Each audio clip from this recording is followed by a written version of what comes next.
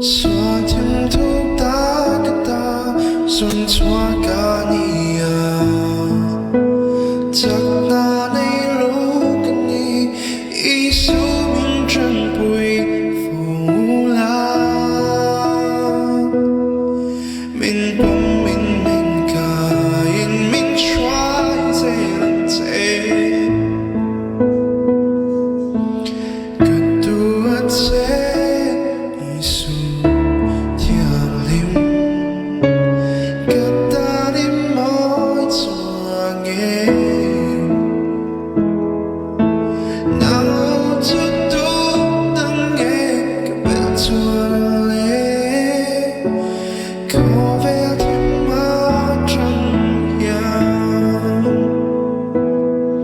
cho kênh